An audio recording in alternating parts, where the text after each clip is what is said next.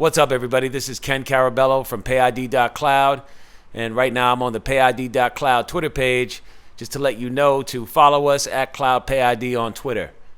Today I have an interesting video for you. I'm going to be talking about 3 key factors that will cause the price of XRP to rise in the near future. So I'm just going to take them one at a time. The first one I recently posted on Twitter a couple of days ago. It's about an enormous wall of money coming into Bitcoin, and that the price could reach 1 million in the next 5 years. And that article is here, okay? And you can go to my Twitter page at CloudPayID, and the link will be there. Just to sum it up briefly, what it's saying is there's a lot of institutional money waiting on the sidelines to invest in Bitcoin. I mean, if you remember a year or two ago, Bitcoin still had this dark reputation, and slowly we began to see Coinbase announced that institutional money would be coming in to make things more enticing to the institutional community. They had created electronic funds based on crypto. Like their first one was Grayscale Bitcoin Investment Trust, symbol GBTC. That lured a lot of institutional money into crypto. Barry Silbert on his Twitter page was very often talking about the gradual increases in money that they saw coming in. So we've been seeing this pattern of institutional money moving into Bitcoin. But what this article points out is right now, with the way things are with the dollar, and the fact that all bankers and institutional companies, all finance firms know where the dollar is headed, which is not a good place, they're all waiting to pour in. And a lot of it is regulatory clarity that's been slowing the investments down. But I think irrespective of regulatory clarity, with what's going to happen with the stock market soon, everybody's saying, watch, there's going to be a serious crash coming. You've seen that news a lot of places. So just imagine a scenario, a serious stock market crash comes, very similar to what happened in 1929 with the great crash that preceded the Great Depression, and Black Monday that we had in 1987. Listen, gold is not the only place these bankers are going to be looking to invest, okay? And there's a simple reason why. You can't spend gold, okay? You can spend crypto now more than you could ever spend it before, all right? All of the ledgers and all of the blockchains and all of the adoption is in place, right? Where people are spending Bitcoin now. People are spending cryptocurrency now. People are spending particularly XRP right now. And this is an XRP focused video. And when it comes to spending and transferring crypto, XRP is an even better option than Bitcoin because it's faster, it's cheaper, okay? And those are the 2 key factors, right? And also it solves a liquidity problem where when bankers want to transfer a large amount of money, they don't have to deal with these Nostro and Vostro accounts that are pre-funded, money just sitting there waiting for a transaction to happen. Or if the money's not there for a certain size transaction, they first have to make sure the money is sitting on the receiving side first before the transaction can successfully go through. They have to check it. If there's not enough money there, they have to transfer the money there, and then they can do the transaction. It takes a long time. It can make these transactions take up to 3 days. That's why you hear certain people like Brad Garlinghouse, the CEO of Ripple, has gone in interviews and said, you know, up until recently, the easiest and fastest way to get a large transfer across the border to a foreign country would be to get on an airplane with the cash and fly it there yourself. All right, that's how slow the legacy systems can be. So now with the evolution of Bitcoin and where we are right now with cryptocurrency in general, it's a viable way to make transfers and payments. So what it has over gold is you can actually spend it. It has utility, more so than gold. Gold is a great store of value, but I mean, what are you going to do if somebody hands you a gold piece? You're not a gold merchant. You don't know how to weigh it. You know, what are you going to whip out a chart and see what the price is? I mean, crypto does all of those things digitally on a mobile device. You can see up to the minute pricing, so it solves that whole problem. So I think bankers, whereas 3 years ago they were like skeptical with what they've seen happen with the crypto space, I mean, and all of the things that revolve around the crypto space, they're looking at digital gaming companies with their own ecosystem in place that are doing business to the tune of over $1 billion annually. So there's no question that there's a viable use case for cryptocurrency and how it operates and the validity of a trustless system like a blockchain. Then with smart contracts, which were brought to the game thanks to Vitalik Buterin, the founder of Ethereum, the whole space has changed since those dark days 3, 4, 5 years ago, where people were getting up on interviews and just talking about how horrible cryptocurrency was and trying to dissuade people from investing in it. And I just want to give you my take on the ideology behind that. I think at this stage, you got to realize the International Monetary Fund and the World Bank are private organizations, just like the Federal Reserve. And it makes total sense. I mean, the same banking elite that run the United States Central Bank run all the banks in the world. I mean, they even know how to name things. Federal Reserve. And it's printed on the dollar. You believe that? The name of a private organization is printed on the banknote we spend, yet it's a private organization. But if you try to counterfeit it, it's a federal crime. So who's got who in their pocket? Okay? And you can extrapolate that from a national perspective to a global perspective. The same way that the bankers are able to dominate a nation because they control the currency, they dominate the world because they control the currency. All right? So these people that have been doing this too long to do it wrong know exactly what they're doing. And they will have the masses thinking that Bitcoin is poison and crypto is poison and everything surrounding cryptocurrency, XRP included, is poison. And if you look at the price of XRP and where it's been, I think it's real easy to read between the lines. Think about what I'm saying. They don't have an interest in having us know that XRP is valuable and seeing the price of XRP rise. If anything, they want the public to think XRP is worthless and eventually sell out, okay? And, then what are they going to do? They're going to scoop it up for pennies on the dollar. And then all of a sudden, the price of XRP and a lot of other cryptocurrencies are going to go through the roof. And that same pattern has repeated itself throughout history time and time again. If you look at Detroit in the United States, Detroit went blighted in 2013. All right, was declared blighted in 2013. It was already on its way out well before that with what happened with the automobile industry and things like that. But the official announcement was, okay, blight in 2013. And, I remember reading in the New York Times that you could buy a whole block in Detroit for like $10. Fast forward 6 years later, and those same blocks that were going for $10 a block are like $1 million a block now. And those same houses that were you could scoop up for $5 each, those same homes that you could get for $5 each are, they're not $5 anymore. They're $200,000, $300,000, $400,000 now. A lot of them, depending on where they're located, particularly downtown.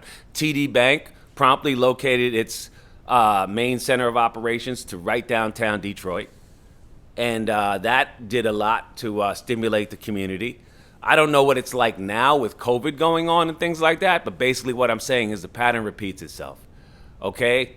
The masses get the wrong information at the wrong time, and the wealthy people are constantly able to swoop in, snatch up things for pennies on the dollar, and the same control cycle that has been in place for hundreds of years continues. And, we can't let the media sway us. You got to believe in XRP. XRP is based on a fantastic system that settles with light speed, that is super cheap, and there are a lot of banks that have signed on to use this thing. Just do some homework. By the way, I just want to interject right now. This is not financial advice. I'm not a financial advisor.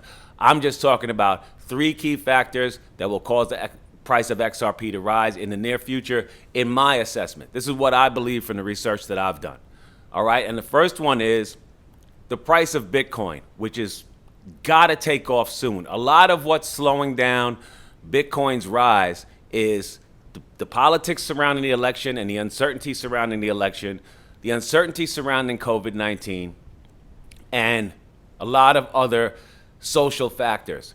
But one thing that will turn out to be a boost for cryptocurrency amidst all of this bad news and gloom that we're living in these days is if the market crashes, which it probably will correct a great deal sometime soon, where are these institutional investors going to put their money? They're going to put their money in gold, yeah, silver, yeah, but I'm pretty sure you're going to see a large influx of cash into Bitcoin. And to segue into my next key factor, I want to sum up the Bitcoin thing like this. The reason I chose to focus on Bitcoin first is you have to realize whether you're a fan of Bitcoin or not, there's no disputing the fact that what happens to Bitcoin happens to XRP. If you look at the charts back for the last 2 or 3 years, the way Bitcoin moves is the way XRP moves. They pretty much move in tandem. And you see articles popping up every now and then like, oh, statistically, according to my chart analysis, it looks like XRP is starting to decouple from Bitcoin. Yeah, okay, for 15 minutes maybe. But Bitcoin is the barometer for the cryptocurrency space, period. At least as it stands right now.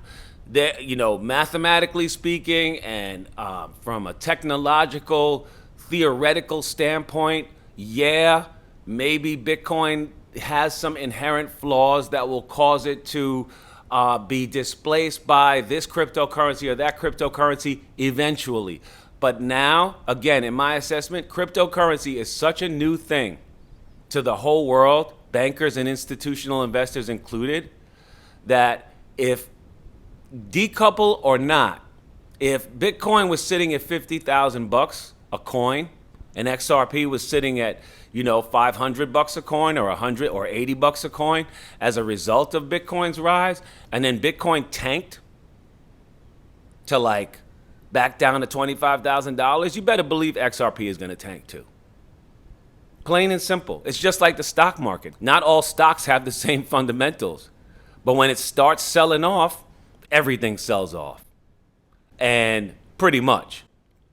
Okay? And it's by the same token, when it starts to take off, this phrase that they're using lately, I'll use it. Okay, a rising tide lifts all ships. Plain and simple. And Bitcoin is the granddaddy of all cryptocurrencies. It was the first one everybody knew about. And as a result, it's got that place in the public psyche. So if Bitcoin takes off, XRP will take off. And especially in a significant way. I don't mean $2,000. I mean, if Bitcoin all of a sudden, if we see this parabolic rise in Bitcoin between now and summer of 2021, I'm pretty sure that the movement of XRP is going to mirror that movement by Bitcoin. So keep your eyes on Bitcoin because as my first key factor as to what will cause the price of XRP to rise, Bitcoin is number one. All right. Number two is adoption. And this is from the Stock Market Press. Ripple, NASDAQ XRP, asserts 20+% of all transactions on its global network of blockchain and cryptocurrency payments platform are made in its XRP crypto digital currency. So Ripple's saying of all the stuff that they do, 20% of it, XRP is involved. Okay? We've all seen the recent confirmation and finalization of the Bank of America agreement with Ripple. So it's the adoption is definitely going strong. All right, and Ripple is in use. It's not something that's a good idea. I'm not saying, hey, they got a good idea, everybody. It's going to start real soon. This thing is up and running. And they're so bold-faced with it that they can actually turn to the government and say, listen, if you guys don't get things straightened out in a timely fashion, this is Chris Larson talking, we're going to pull up stakes and leave. If they weren't situated to be able to posture in that way, I don't think they would. They're pro-America. They're trying to get America where we need to be. You know what I mean? They're jumping up and down, screaming hello, and it just, the mindset of the people that are in power is based on greed. And I think that they see Ripple and XRP and the way the payment scale works as a big threat to the money that they've been making all along with the legacy payment systems such as SWIFT. Whereas they used to get $45 per transaction, off of an individual with SWIFT, they're going to get 45 cents, if that, for the typical average international payment, but they better hurry up because they might not even be involved. You don't have to be a bank to set up a Ripple node and become a payment provider. You know what I mean? Banks better get on board because with factor number 3 that I'm going to get to shortly, you're going to see why. So adoption is underway. Bitcoin, factor number one, is a big element in what will make the price of XRP go up. And here it is. As far as adoption, we're talking about the Ripple net is in use in a big way. Let's just summarize it that way. This Ripple net system that is set up for cross-border payments and large banking transactions from one bank to another, where Nostro and Vostro accounts used to be a requirement that used to cause things to take days. Ripple is in place, displacing that whole old way of doing things. And it's not something that just started. It's going so well that they're seeing their percentages of transactions increase, and therefore the percentages of transactions that involve XRP are increasing as well. So more good news for XRP. Brad Garlinghouse said the same thing recently, that even though I think after the Swell conference, he said, look, 2020 was a huge year for us. We got 20% of digital payments, okay? 20%. Yeah, XRP is trading at 24 cents, but we all know the fair value is around $12. Matter of fact, maybe more. I'm not sure. I think it's 12 euro, which is what, $14? So hang tight. Again, it's an election year. There's a lot of regulatory uncertainty. So people don't want to jump in. We've seen the price of XRP go to 36 cents recently and then come all the way back down to 21, 22 cents shortly after that. So some people probably got burned, and they don't want to get burned again. It's not that they don't want to get burned by XRP. They don't want to get burned by the circumstances surrounding the whole crypto thing, because it wasn't just XRP. Bitcoin went up too, like to 12, 13,000 maybe recently. And it came right back down, below 11,000. So again, what happens with Bitcoin what happens with XRP and all other cryptocurrencies. Every cryptocurrency I follow, Litecoin, Ethereum, if Bitcoin goes up, they go up.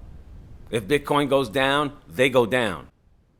I don't see any coins taking off without Bitcoin also being affected, or without, you could say, Bitcoin being the factor. See, I don't have institutional investment money. So I'm not really studying what happens with Bitcoin. We look at XRP. The people that do the things that make XRP move to a large degree, they're looking at Bitcoin. They're looking at, where can I take this $50 billion that I have in this hedge fund and make some moves in the blockchain space, right? And their first thought is probably not to snatch up this coin that's sitting at 25 cents. They'll get a lot of it, but they're going to throw it in something that has more inertia. You know what I mean? And that would be Bitcoin to a large degree. But that's okay. That's fine. Because eventually, if you remember that first article, so much money is going to go into Bitcoin, it can't stay at $11,300, which is what it is right now, forever. It has to go up, especially since there's a finite supply of it. It's not like something where, okay, the demand is going up, let's print more. They can't print anymore. There's only a certain amount of it, ever. And I believe by 2040, the last Bitcoin is going to be mined. So I'm not saying sit on it until 2040. I would like to see movement in the next year or two. It may take a year or two before XRP reaches $5, $6, $7, $10. Maybe. I'm thinking by next summer, we could be in for a pleasant surprise. Certainly by the new year, things are going to be different. Once we get past this election in the United States, whether you live in the United States or you're a United States citizen or not, a lot of what happens in the banking world hinges on what goes on in the United States politically. Because what happens in the United States politically affects policy, which affects how markets move. And, the United States financial markets are at the cornerstone of the world economy for now, right? I'm going to get to point 3, and I'm going to touch on that again. But key factors that will cause the price of XRP to rise, firstly, is the movement of Bitcoin. Secondly is adoption, all right? And getting back to adoption, so we have XRP seeing better than 20% of all Ripple transactions. That's huge. Another piece of information is that, and this is back from May, from Blockchain News, we got some news that XRP was seeing a 36% increase in adoption of people acquiring XRP wallets, signing on to exchanges, buying XRP. Even if it was 100 XRP, that causes a wallet to be created. The increase in XRP wallets further underscores the point that more and more people are finding out about XRP, seeing that it's a good investment, seeing that it's a good thing to set yourself up with, if only for ease of utility in terms of cryptocurrency. One basic example is a person who's normally familiar with Bitcoin might find out about XRP and how much easier it is to transact in XRP. It's faster. It settles in 4 seconds. It's cheaper. The transactions typically cost you pennies or fractions of pennies. You know what I mean? It's minuscule costs. So more and more, the word is spreading, adoption is picking up, and the increase in XRP wallets on exchanges reported by these crypto reporting news agencies is further testimony to that effect. You want to talk about adoption, you got to see this. Look at NASDAQ. NASDAQ.com, on the NASDAQ stock exchange, they refer to Ripple as a ticker symbol XRP. Now, you know, I'm a bit of a day trader from time to time, and this one got by me. I was like, wait a minute, Ripple hasn't gone public. And that would be kind of cool if Ripple went public and their ticker symbol was XRP. That would be a hoot, right? But I was like, wait a minute. What can you buy? Can you buy XRP on the NASDAQ? Did I miss something? So, you know, this can be kind of confusing, but what it is that NASDAQ is basically listing XRP information on its platform. Now, you can't buy XRP on NASDAQ. NASDAQ is a securities exchange, but you can go on NASDAQ and type up XRP and find out about it. This is to show you how still, like these bankers, this right here, these are bankers, these are finance people. They're so ignorant to what's going on to a large degree with cryptocurrency that they don't even know how to refer to it properly. So there's a lot of just misinformation out there. These are the same people that are calling it, you know, poison and stay away from it and this and that. They don't even know how to spell it right. But they got billions of dollars to spend. And you better believe this banker B, who has $1 billion in hedge fund money to invest in something that sees banker A invest in XRP or an XRP fund of some kind and start to see 10, 12, 15% return, whether he knows about crypto or not, he's going to do the same thing because that's what goes on.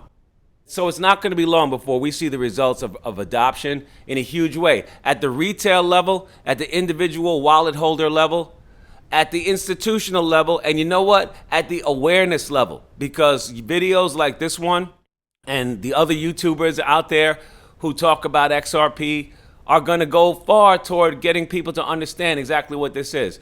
This right here is confusing information. I'm on NASDAQ's webpage. It's a stock exchange. Okay, and they're listing Ripple as XRP. We all know that Ripple and XRP are two different things, first of all. So that's confusing right there. Secondly, Ripple is not a publicly traded company, unless I went to sleep for 20 years and don't realize it and woke up and there was an IPO, right? Ripple is not a publicly traded company, and certainly it does not have a ticker symbol XRP. So, but if you were a trader on NASDAQ, you could, especially a newbie, I could see you jumping on this and thinking it was an IPO and that the stock was at 24 cents. XRP is not Ripple stock. Ripple is a company. XRP is a digital token. All right? But when I talk about adoption, when we start seeing Ripple and XRP sitting on NASDAQ for everybody to look at, that's a good thing. All right? Because, hey, like Madonna used to say, any press is good press. You know what I'm saying? All right. Again, with adoption, I just want to touch on the fact that Kraken recently became a bank. Okay? So they're going to be doing all kinds of things that banks do. BitTrue was already given interest on your crypto holdings.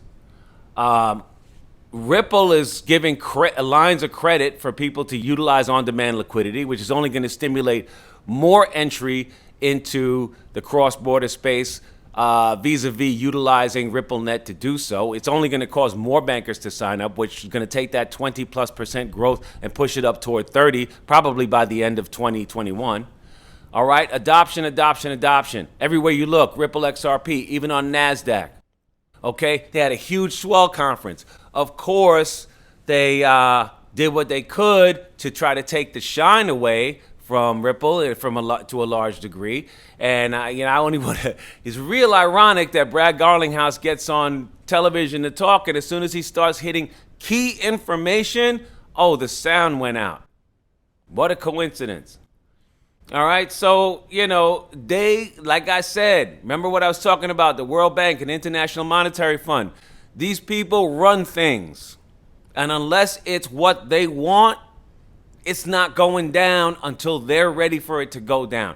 So we just have to wait a little bit. But pretty soon, factor number 3 is going to be the reason that they cannot rest on their laurels forever. All right, so factor 1 is the movement of Bitcoin, which is only going to go up. It has to, because there's no other place to invest. Gold, yeah, but you can't spend gold.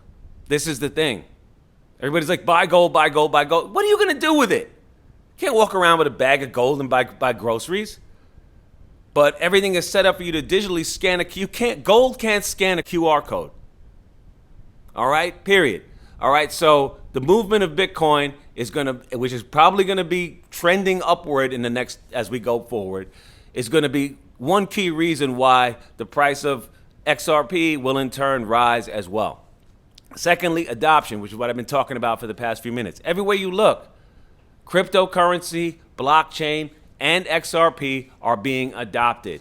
And XRP is not just some okey-doke cryptocurrency. It was started by Ripple, and Ripple is pretty much, in my assessment, the king of the payment space. That's it.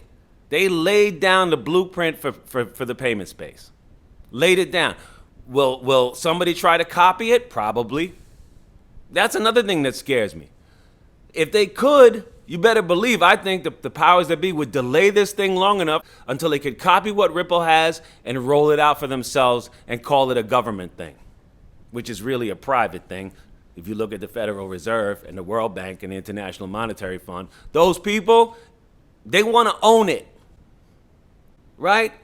Until they can own it, they're going to try to put the brakes on it. That's what it is. These are people who were getting $45 a transaction for an international cross-border payment. And now the writing on the wall that Ripple spells is you're not getting $45 for a cross-border international transaction anymore. You're getting 45 cents. And they're like, oh, hell no, I don't think so. Nah, Ripple, whatever, that can wait. As long as we can make it wait, that's going to wait. Right? So that's factor 2, adoption, right? And now moving on to key factor 3, which is important because it really spells why we may not have to wait much longer. And that, as you know, drum roll please, is China. The China threat. China is a big deal. This article is from Cointelegraph. It's from an interview with Avichal Garg, who is the co-founder and managing partner at a company called Electric Capital. And if you go to Electric Capital's website, you can see that they say Electric Capital is an early stage venture firm focused on cryptocurrencies, blockchain, fintech, and marketplaces. We invest in companies and protocols built on top of programmable money. So it's in this man's business to watch the crypto and blockchain space closely. That being the case, I would say that his take on where the U.S. is at in relation to China is one that at the very least you might want to pay attention to and give some consideration. So what he has to say, if you look at the second paragraph, the Chinese are already far ahead of the US in the digital currency race. Their DCEP, or digital currency electronic payment, is due to launch by the end of the year. That is why developing a US digital dollar might not be enough to compete given the long time it will take to develop it. All right, so here's someone who follows the blockchain and crypto space closely saying, the U.S. is too far behind to think that we can have a government-based digital ledger and try to compete with the Chinese, especially based on the lead that China already has on us. Okay, they began to roll out their cryptocurrency on a trial basis as far back as April of 2020, 6 months ago. Okay, and we can't even get into alignment from an administrative standpoint as to where regulations will reside or how our regulations will be addressed. Brad Garlinghouse recently said if there are 8 different government regulating bodies, each one has a different take on what crypto and blockchain and digital ledger technology is and how it should be regulated. So not only are we 6 months behind, and furthermore, it will take too long to try to get our own proprietary stateside digital ledger in place, we're not even in a position to start. So who knows how long it might be before that would happen if we kept on trying to think that we would come with a government solution. So if you look at the former paragraph, it says Avichal Garg is convinced the only way for the U.S. to catch up with China in the digital currency war is by embracing privacy-focused cryptocurrency. Now, I'm not sure if they're talking about coins like Zcash that are geared toward user anonymity, or that was really meant to mean from the private sector. All right. I believe further on here, down right about here, it says the U.S. should join forces with the crypto community and empower those crypto networks, codifying democratic values. The best way for them, the U.S., to compete is to actually embrace the best features of cryptocurrency and really push these as sort of an offensive tool against China. I think the gist of this is basically what Avichal Garg is saying is don't try to reinvent the wheel to the United States government. You already have the technology existing in the private sector. Go with that. Okay, so that's how real the threat is. I mean, people in the private sector are encouraging the government to get in gear because China is such a threat. Normally, with the laissez-faire capitalism ideology, it's like, well, the less government intervention, the better. But here's a venture capitalist, right? Key word is capitalist, okay? And, he's saying, hurry up to the government. And not only don't build it yourself, it's already there. I don't see him naming any names of any coins or any companies behind any coins, but I think we can read between the lines. Which company and which token, Ripple, XRP, is the most well-positioned to go against what the Chinese are doing? It's simple. The Ripple digital ledger. And Ripple has already got relationships with countries all over the world. So we can leverage those relationships and have a leg up, hit the ground running on a broad global scale. It won't just be a United States thing, but it can start out that way, but we can easily scale it worldwide. And I think, if you ask me, unless there are other digital ledgers in place that are on par with what Ripple has going with RippleNet, it's a no-brainer. So those are the 3 key factors that I think will have a positive effect on the price of XRP in the very near future. The first is Bitcoin. As the price of Bitcoin increases due to the large influx of institutional cash, the price of XRP will go right up along with it. Secondly is adoption. And as we can see, adoption is on the rise. XRP wallets are getting opened up more and more. Ripple is creating partnerships with more and more entities. And things like PayID are catalyzing people's recognition and use of XRP. So adoption is definitely another key factor that will cause the price of XRP to increase.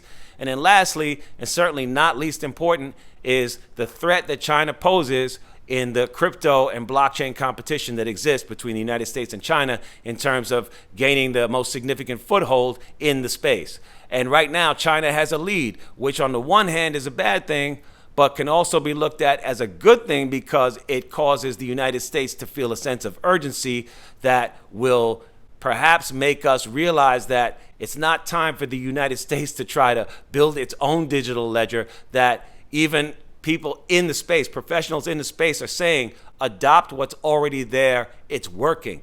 And from my point of view, the most viable digital ledger out there in terms of expediting payments, whether it's institutional payments from one bank to another or peer-to-peer payments, is the RippleNet and XRP. Okay, so those are my 3 key factors. I'm bullish on XRP. I really believe the price is going to rise soon. And listen, I'm an XRP-focused person, but I do pay attention to what Bitcoin does. Bitcoin is the key barometer in the space. You need to remember that. So we all, as XRP enthusiasts, we want Bitcoin to go up. All right, at least for the near term, the next 2 or 3 years. We want to see Bitcoin go as high as possible because the higher Bitcoin goes, the higher XRP is going to go.